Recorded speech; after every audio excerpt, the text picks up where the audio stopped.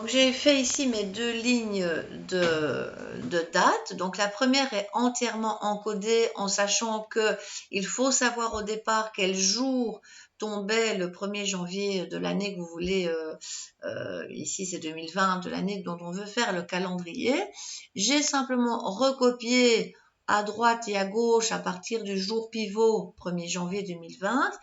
Et puis j'ai fait un petit calcul, c'est-à-dire la date juste au-dessus plus 7.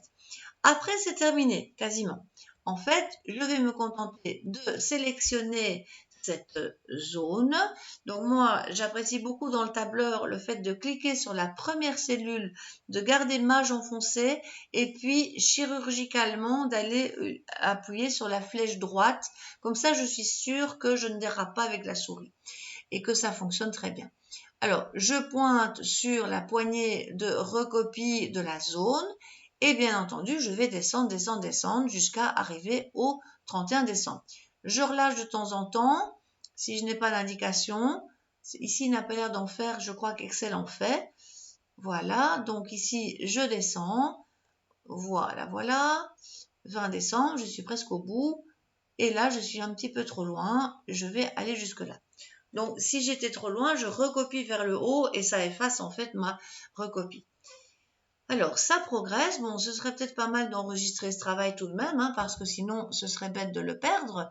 Donc, je vais tout de même rapidement l'enregistrer. Je vous conseille quand même de garder vos bonnes habitudes, donc d'enregistrer rapidement. Voilà, voilà. Donc, de préférence, avoir un endroit dédié à vous, à vos fichiers, comme ça, mon Dieu, comme ça, bah, vous serez tranquille. Et s'il faut faire une copie vers une clé USB, ça sera vite fait. Donc, ici, je m'en fais un vite fait de dossier parce que je n'avais pas prévu le coup. Donc, nouveau dossier. Ici, il veut bien me l'afficher. Mais parfois un petit peu capricieux ou un petit peu lent dans ce que je fais. Ce n'est pas grave, je vais retenter ma chance. C'est avec la capture que ça ne va pas. Voilà, ça c'est bon. Hop, je l'ai perdu, je le réattrape. Voilà, c'est en surbrillance, exercice, tableur, comme ça. Voilà. Je vais rentrer dedans et on va l'appeler, eh bien, calendrier première version. Parce qu'en fait, c'est vrai que l'autre que je vous proposerai est totalement différent. Donc, on va l'appeler calendrier première version, calendrier deuxième version. Au passage, vous prendrez l'habitude dorénavant, je le mettrai dans les consignes du devoir, de non seulement me le déposer en Moodle en version ODS ou XLS selon les cas, pour que je vois les formules, mais aussi en version PDF pour que je vois la présentation, la mise en page. Parce que c'est finalement deux choses bien différentes. Donc, on fera ça comme ça. Voilà, donc je reviens à mes affaires là. Je devrais en fait encore m'occuper de janvier, février qui est là. Et là, ça va pas être tout à fait mécanique, ça va pas être automatique parce que on peut pas toujours prévoir la longueur, enfin c'est parfois 5 semaines, parfois 4. Donc on va tout de même devoir un petit peu le faire de manière manuelle. C'est pas totalement automatique. Néanmoins, on va fusionner cette première zone. Hein, donc cette zone 6, la fusion peut fonctionner de manière verticale. Donc, je sélectionne de A7 à A11 et je vais cliquer sur fusionner et centrer. C'est parfait. Si jamais je m'étais trompée, que j'ai fusionné trop loin, que sais-je, je reclique, c'est un bouton bascule si vous vous rappelez, et donc c'est défusionné si j'ose dire, mais là c'est bon, ça fonctionne, je m'arrête à la ligne où il y a encore janvier.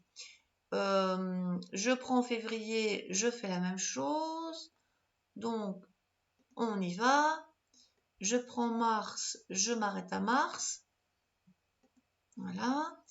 Je vais déjà en faire quelques-uns pour montrer l'intérêt. Alors, l'idée de la fusion, c'est que peut-être ce serait pas mal quand même de dire, comme c'est quand même, comme si c'était une seule cellule, mon idée, évidemment, c'est de taper janvier. Voilà, janvier. et évidemment de la recopier. Alors ça va un peu dépendre de ce qui va se passer. Je me doutais bien que c'était un peu foireux comme idée. Donc, vous oubliez, la fusion ne va pas être utile, enfin, on ne va pas pouvoir recopier. Fusionner, certes, mais on devra taper, malheureusement, les mois manuellement parce que ça ne fonctionne pas si bien que ça, la recopie sur des cellules fusionnées. Ça dépend un petit peu de chaque traitement de texte, mais il faut tester. Alors, je sélectionne le mois de mai, je fusionne, je tape mai. Ce n'est pas grave s'ils ne sont pas encore bien orientés, on changera ça plus tard. Juin, je continue, je fusionne, je tape juin. Ils sont évidemment bien centrés puisque ils sont, le bouton les fusionne et les centre. Je fais juillet et je m'y colle. Voilà.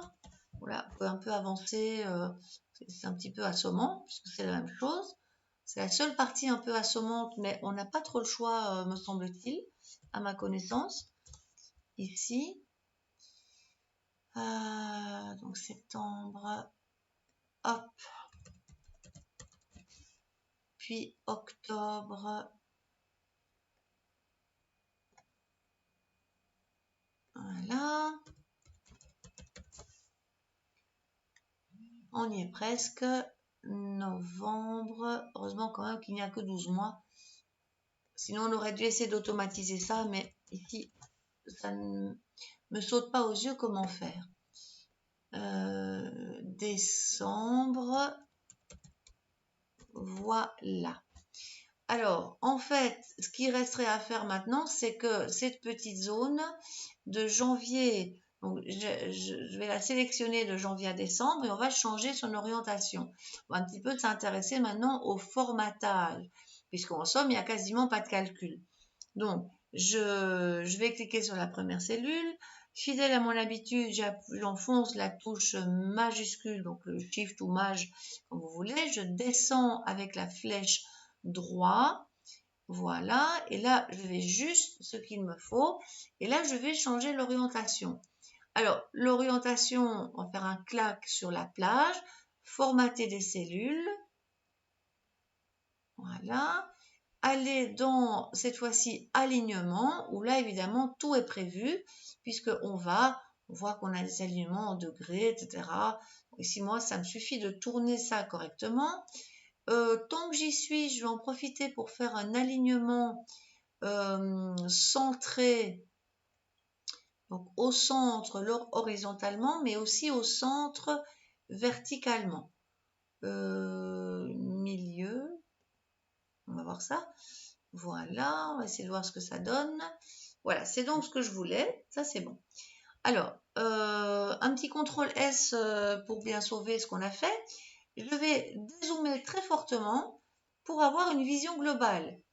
On n'est pas encore en train de faire de la mise en page, mais ça ne serait pas inutile de se dire qu'on a des bandes grises comme ça et que donc ce serait pas si mal de sélectionner tout d'un coup. Donc, si j'ai l'habitude maintenant de sélectionner, ben je gère ma sélection pour que toutes ces zones-là, donc voilà, soient finalement grisées. Donc, je le fais. J'aurais pu le faire de tas d'autres façons, mais ici, c'est un choix d'avoir orienté. Donc, on garde CTRL enfoncé et on a sa zone sélectionnée. On lui met une petite trame. Voilà, petite trame saumonnée, rose, que sais-je. Voilà, ça c'est le calendrier. Alors ça c'est en ce qui concerne le formatage. Maintenant il resterait encore le petit élément, le word art ou l'illustration. Je trouve que j'ai un petit peu de lignes, donc je vais insérer une ligne ou deux ou trois, on verra. Voilà. Apparemment, il y a des petits raccourcis. Hein. Ça peut être intéressant à savoir. CTRL++, c'est bon à savoir. Voilà. Alors, l'insertion de l'image va, comme d'habitude, avec image. L'insertion du word art, c'est du font work ici. Mais donc, on tablera sur ces deux-là. L'image, j'ai été prévoyante, j'ai été préalablement sur Internet, chercher une petite image